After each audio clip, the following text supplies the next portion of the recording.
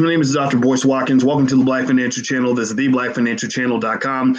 I want to talk about Diddy. I got this letter sent to me where Diddy wrote this interesting note to address the allegation that the CEO of General Motors is racist and ignoring Black-owned businesses. I picked up some sense of this, and I think Jason Whitlock commented on the letter and talked about how amazing the letter was. So I said, okay, let me read this. Let me tell you, Diddy wrote a great letter. Diddy addressed GM in a great way, and I'm going to explain to you and break it down for you right now. So hit the thumbs up button, buckle up your seatbelt. We're going to get started on the Black Financial Channel right now.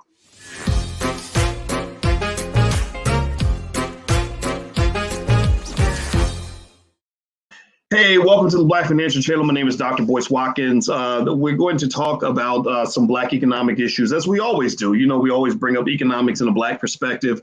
We talk about Black wealth. Black wealth, to me, is the only wealth. That's the wealth that matters. That's what we need to focus on as a community. That's the one thing that's going to make us great again, because all this other stuff ain't working. Give me a yes or no in the chat if you understand what I'm saying. All this other stuff, all this, the politics and the activism, that's all nice and cute. But at the end of the day, ain't nothing going on but the rent, or ain't nothing going on but the mortgage. How about that? How about instead of paying rent, let's talk about mortgages. Ain't nothing going on but the ability to defend and protect your empire. And that's what Black wealth is all about. We need wealth in order for us to have real power. Black wealth is Black power. There's no substitute for that. Now, let me just talk about Diddy for a minute. I don't talk about Diddy a whole lot on the platform. And to be honest with you, it's because I see what Diddy does. I like what I don't dislike the guy at all, but I wasn't really sure. I see Revolt TV and I see Revolt doing some things that make sense. And then I see Revolt doing some things where I'm like, I don't understand that. But I can tell you this. I talked to Dr. Claude Anderson. He is like a father for me. I love this man so much. And he speaks very highly about Diddy, actually. When we speak, he mentions that Diddy, I think he and Diddy talked, and he speaks highly about Diddy, Usher, Ice Cube, and a few, Charlemagne the God, and a few other people that just really, in my view, are doing something different from what was done in the past. Remember, 10, 15 years ago when I started talking about Black wealth, wasn't no celebrities talking about Black wealth. Celebrities were scared to even acknowledge Black people in public. Like, oh, Lord, Master gonna get me. He gonna spank me. Lord Jesus, what is I gonna do? Right? Well, now you have just a new generation. It's beautiful, man. It's so great to watch.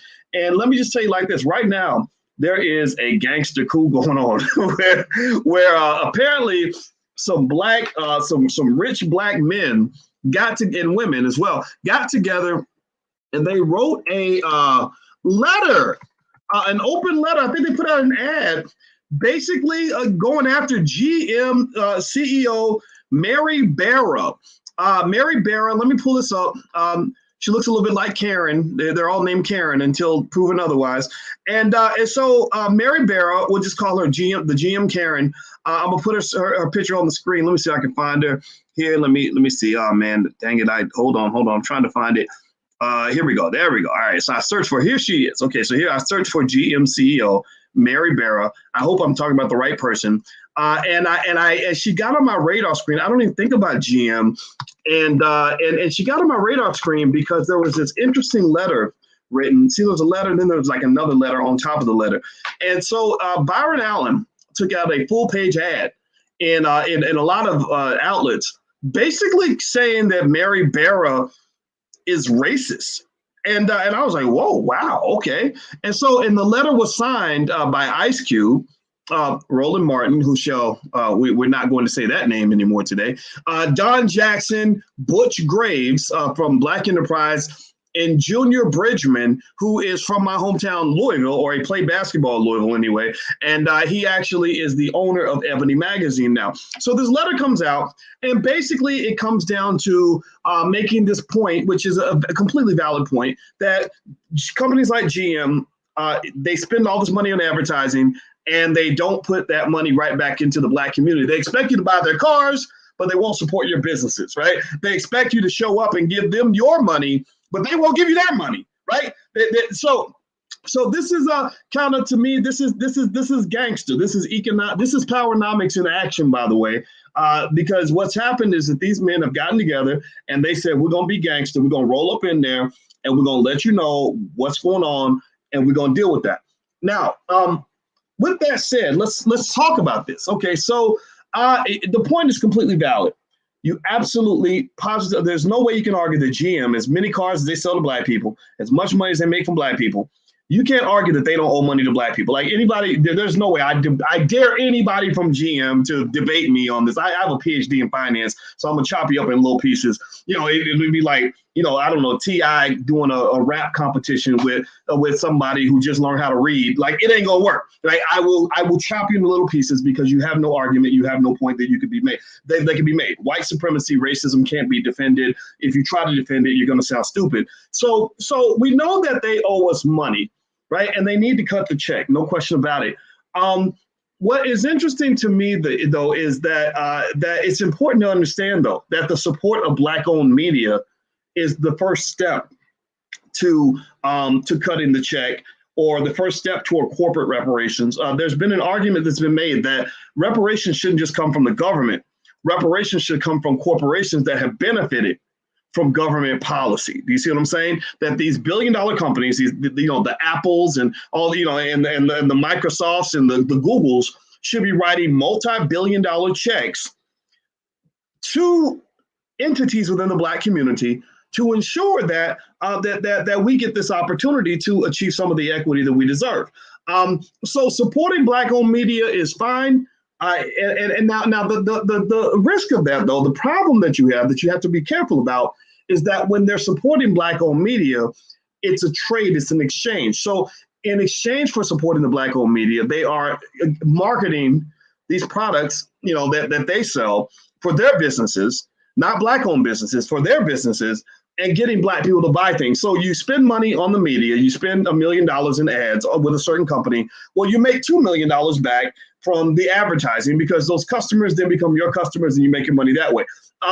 That's fine. There's nothing wrong with that exchange, but that goes back to that video. If you find it on YouTube, Ebony Magazine had a video in the 50s called How to Sell to the Negro.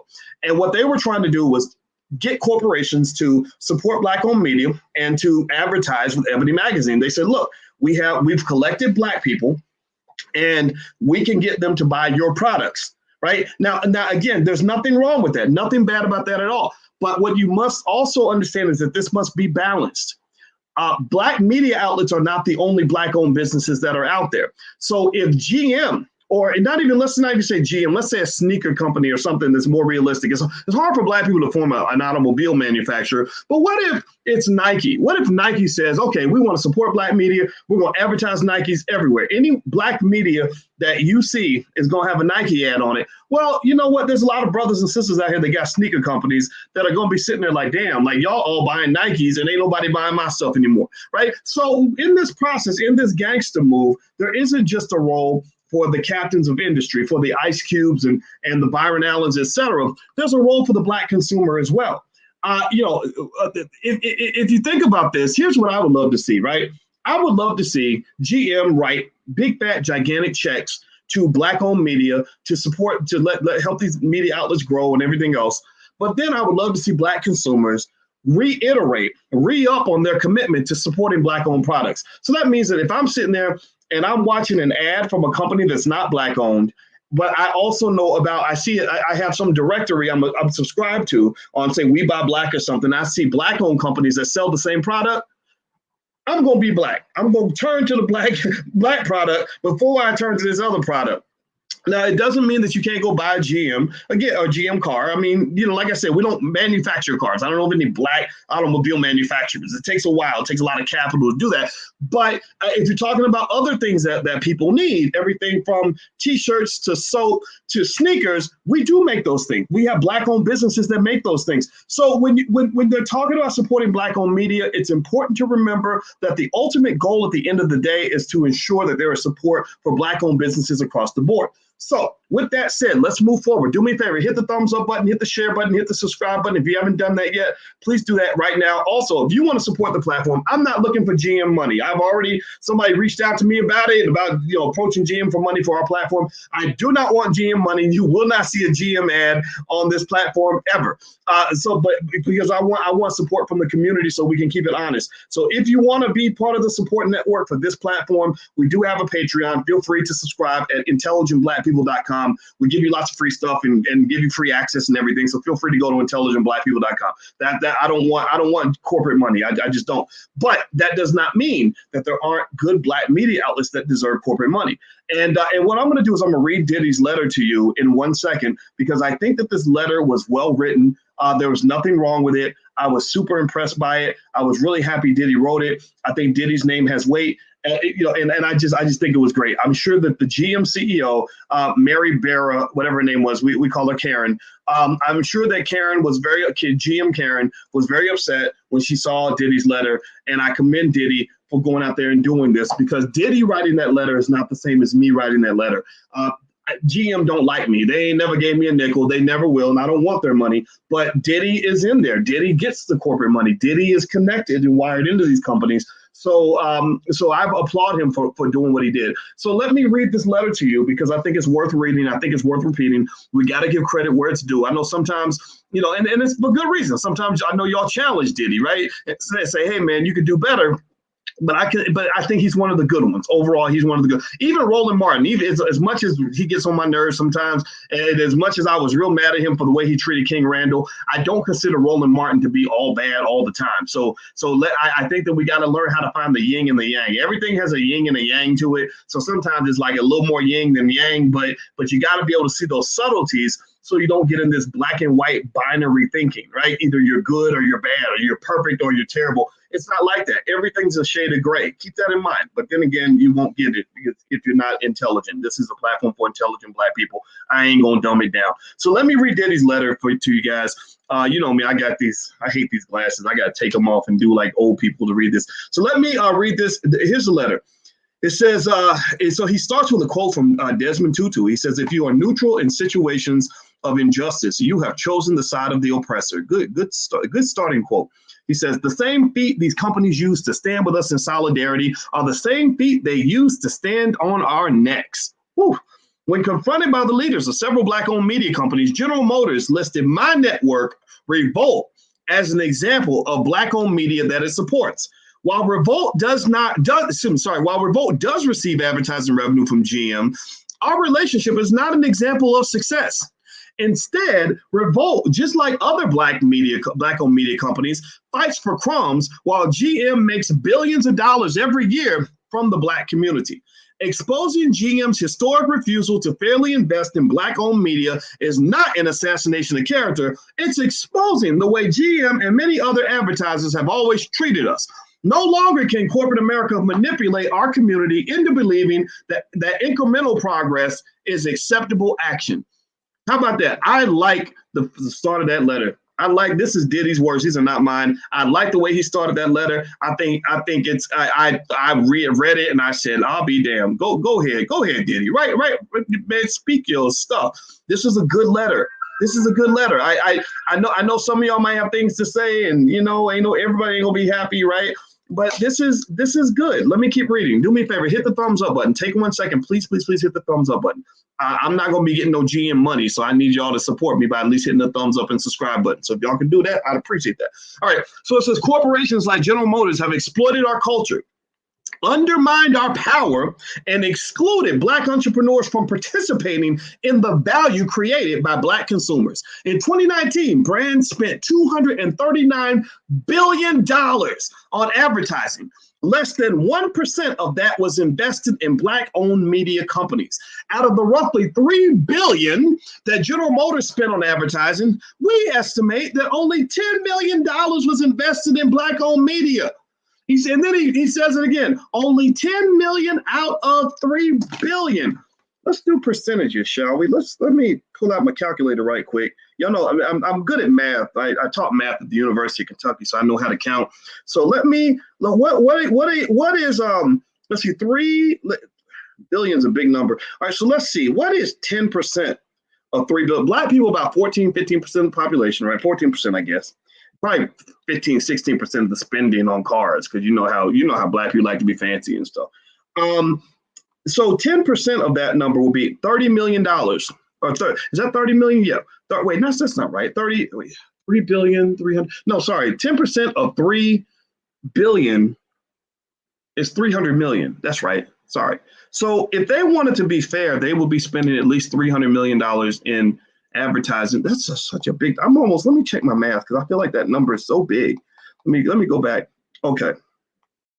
Yeah, $300 million. I just want to check that, you know, that 0.1 times 3 billion is 300 million. I've known it since I was about 4 years old, but just seeing it it's just the disrespect. Like I'm pausing because the depth of the disrespect is like shocking. You ever have a time where you just look in the mirror and you say, my God, like, what am I doing? Like, I'm having a moment. I'm having a moment right now.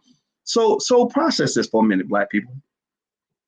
You're 14% of the population. You probably make up good 15, 16% of the spending on new cars because you know how we like our new cars.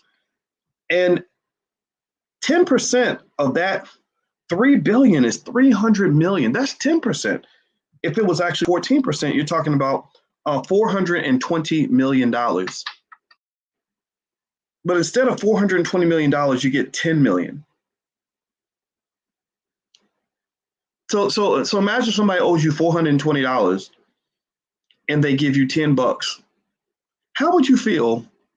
Like, would you feel like that was respectful? Give me a yes or no in the chat. Is that respectful? Like, would you feel respected? Like if somebody's like, hey man, look, I know I owe you $420, but here's a 10 spot. Here's $10, and you better be glad that you got that. Like what? How would you feel? I'm pausing on this because I want you to reflect on the depth of the disrespect. Like I kind of like almost to the point where I'm sitting here thinking, do we need to boycott GM products? Like, do we need to just say for a moment, like we're not going now I'm trying to remember that now Cadillacs, I saw Tamika Mallory on a Cadillac commercial. Good for Tamika.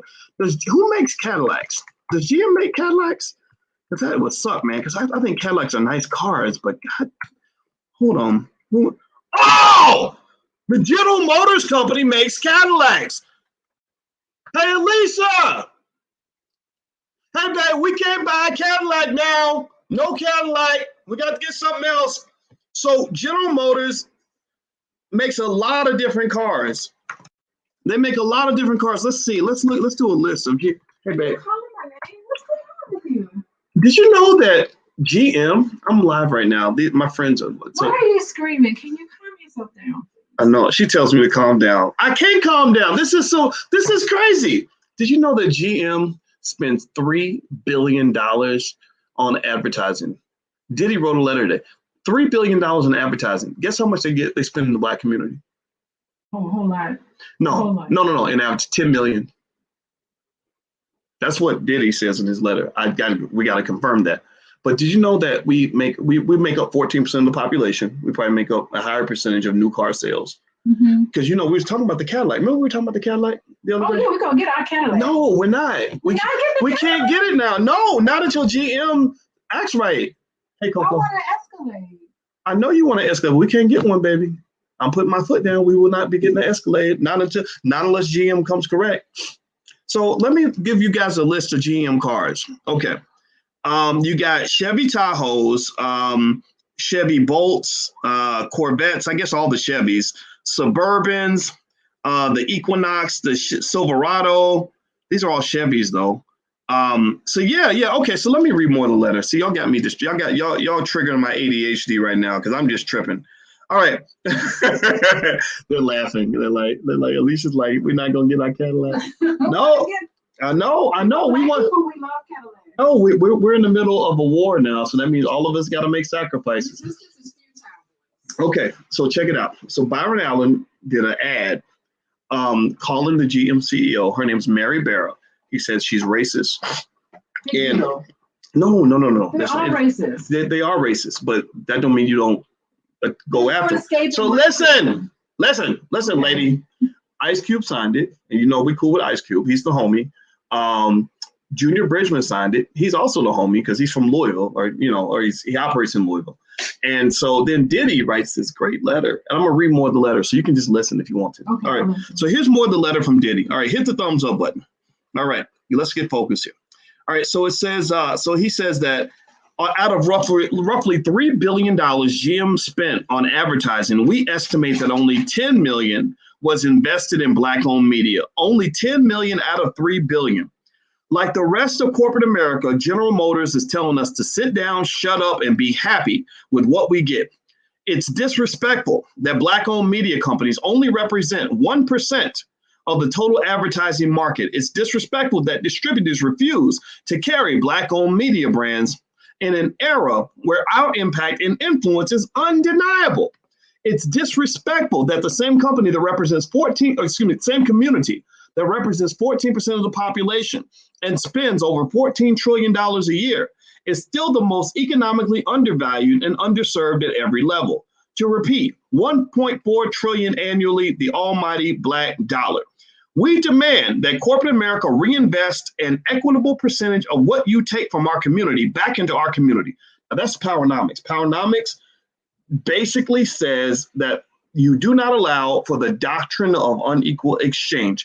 In the book Powernomics, which I keep right near me, is somewhere in my office, Dr. Claude Anderson explains that the reason Africa got economically ripped off is because, unfortunately, Africans were tricked by Europeans into the doctrine of unequal exchange, where you're giving away something of this value, but you're receiving that much. Right? That creates what is called a trade deficit. And I've talked to you guys about integration and all these things that you're taught to celebrate in school.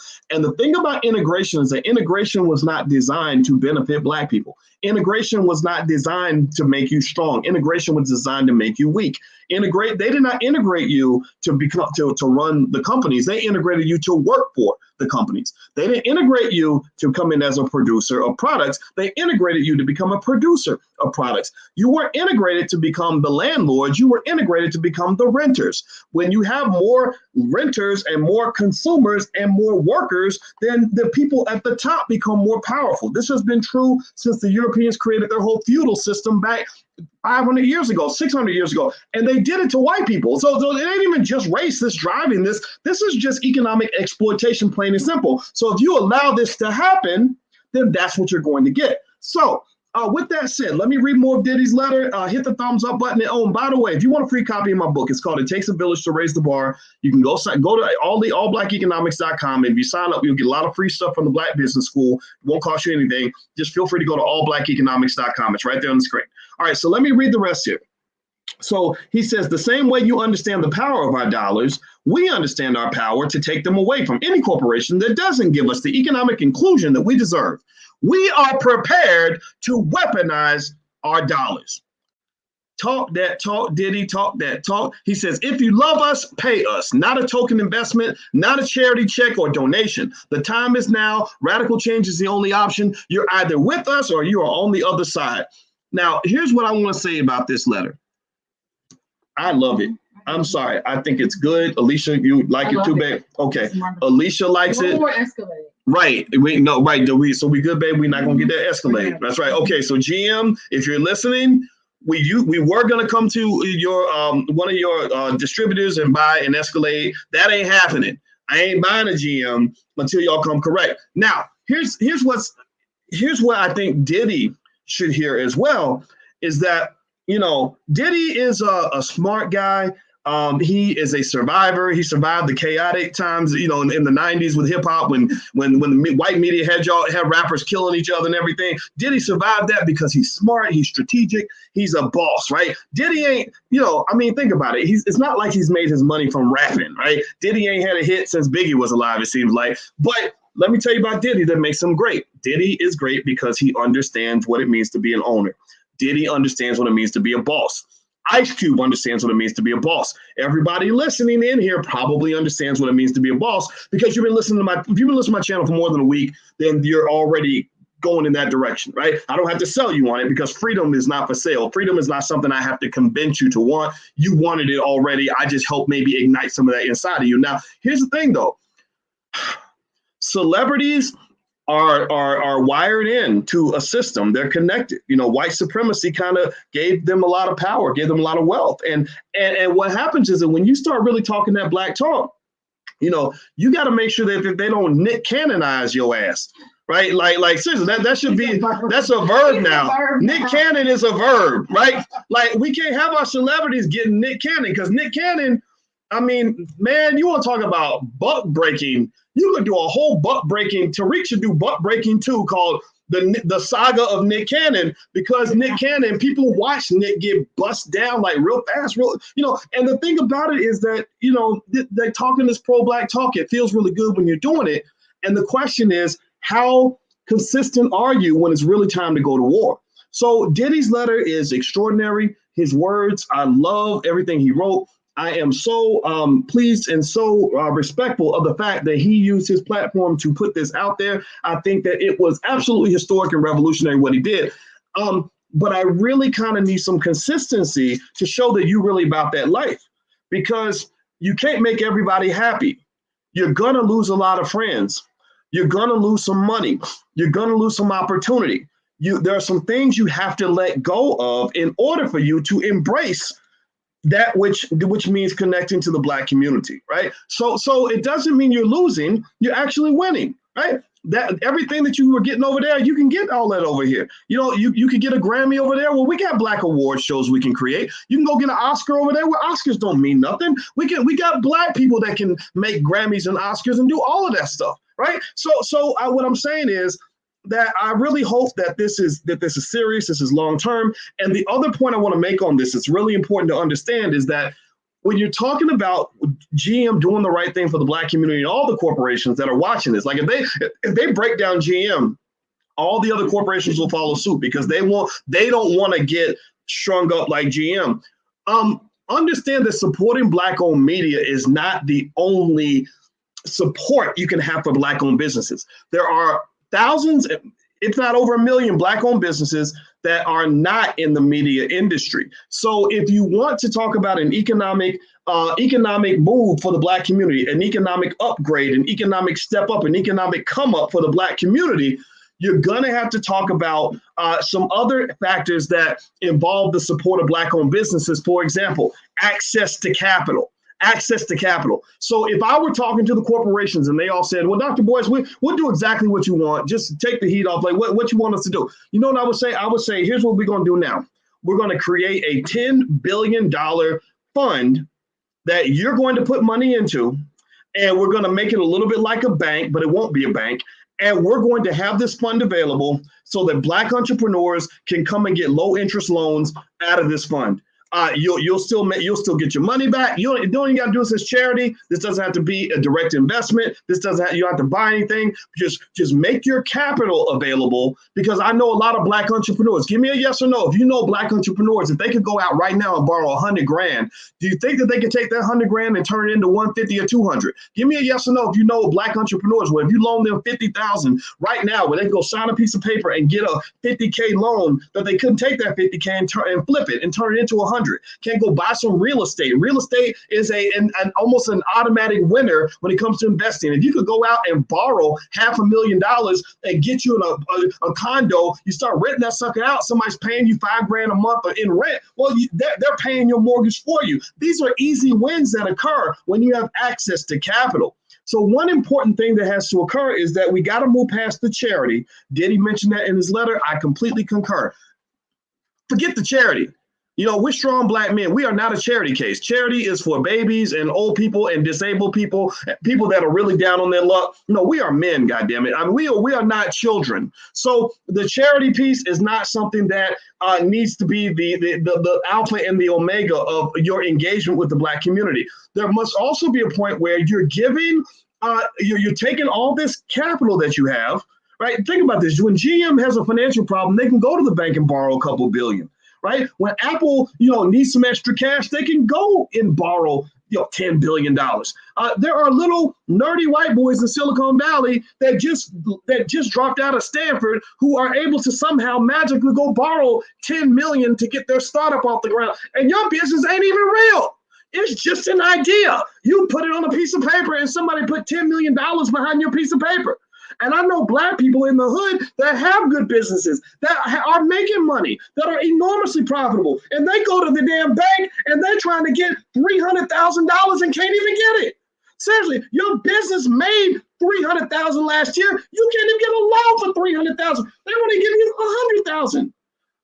That's what the problem is. That's what we need to fix.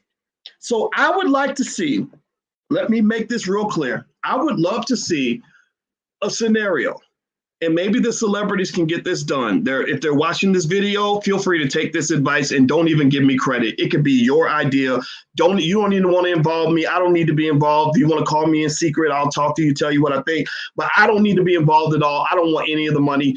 I figured it out because I have a PhD in finance. I know how to raise money in creative ways. But what I can tell you is this. Use your power, use your resources, create a massive multi-billion dollar fund that will allow Black entrepreneurs to come in there and get low interest or interest-free loans. If you do that, that will be a game changer because you're going to have all these brilliant Black people, many of whom are working for white folks right now because they can't raise capital, who have been learning. We've been talking for years. They've been learning about how economics works. They know where to put their money if they get it. Give them access to capital.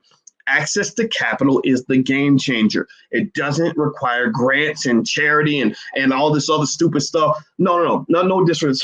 Grants are fine, whatever. If you believe in that, that's fine. But that's not what's going to elevate a community because it's never done that before. But access to capital, that's a game changer. That's a game changer.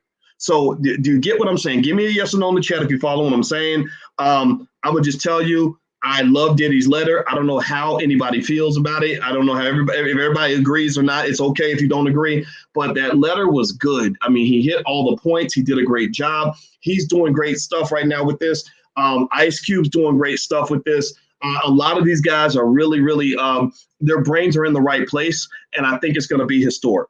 Okay, so I'm going to go. Do me a favor, hit the thumbs up button, share, subscribe button before you go. And also one thing I want to mention again is that this weekend we're doing the Black Love Weekend, and it's totally free. And it's all about how to manage relationships with each other as Black people, how we can establish Black love as a fundamental core principle of our existence. That means Black men loving Black women. That means all of us doing our best for our children. That means Black men getting along with each other, learning how to resolve disputes so we can become allies and go and take on the world. It means Black women learning how to love each other without competing, right? We're going to talk about all of that. And we have actual licensed experts that are coming through. It's totally free. You can go to theblackloveweekend.com and sign up. We're going to start Saturday morning, and we're going to do it's all Black love all weekend. So everything from dating the right person, marrying the right person, all the way over to getting along with your friends and starting good businesses with your friends and getting along with your business partners. Okay, so that's what we're going to talk about. There's the URL. Feel free to join us. I hope that you'll be there. I'm out of here, guys. Once again, Diddy, congratulations on that letter. I like it, man. If you ever want to come on this show, you have an open invitation because I would love for the people to hear directly from you. And I've been following you for 30 years, and I think that you are one of the people that can be a game changer for the whole Black community. So let me know if I can help in any way. God bless you. I'm out of here, guys. Please have a good day. Hit the thumbs up button on your way out the door, and I'll talk to you soon. Peace.